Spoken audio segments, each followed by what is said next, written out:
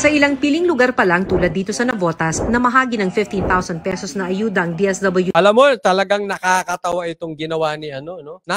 Itong desisyon niya maglagay ng price ceiling sa bigas, palpak po talaga. Talagang kahit saan mo tingnan, mapakaliwa, mapakanan, mali po. Maling-mali. Katulad niyan, nagbibigay sila ng 15,000. Kung yung mga pinamigay dyan sa retailers, itinulong sa magsasaka, mas marami tayong production ng bigas. Wala, maling-mali. Sa mga rice retailer na nalulugi raw dahil sa 41 pesos price cap para sa regular milled at 45 pesos para sa well milled. Pero ang ilang nakausap namin sa payout sa Navotas, hindi nagbenta ng bigas sa ganyang presyo.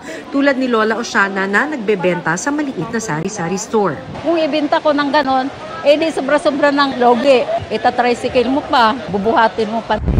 So paano yan? Nabibigyan sila ng 15,000 pero hindi naman nagbenta ng ganun. Hindi ko alam. Nasa balita lang po yan. But anyway, yan po ay lantarang palpak si Marcos. Marcos, pag-aralan mo muna yung mga pinaglalabas mong executive order na yan. Nako. Walang mangyayari to. Babawiin at babawiin to.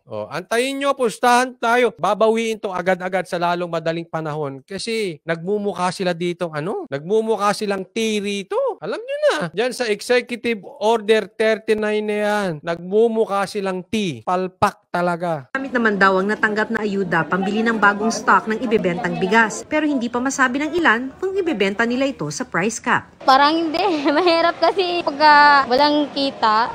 Sabi ng DSWD, dumedepende lang naman sila sa listahan ng DTI na hinihingan pa namin ng pahayag. Sabi ng economic managers ng gobyerno, naggulat na lang sila nang i-anunsyo ng Pangulo ang price cap sa bigas. Executive management, nagulat sila kay Marcos. Sino kaya ang bumulong dito kay Marcos? Ang justification ng presidente, under ideal market condition, hindi talaga sila mismo hindi mag-work. Under ideal market condition, hindi talaga mag-work yung price control. Pero sabi niya, hindi naman talaga ideal kasi may hoarding.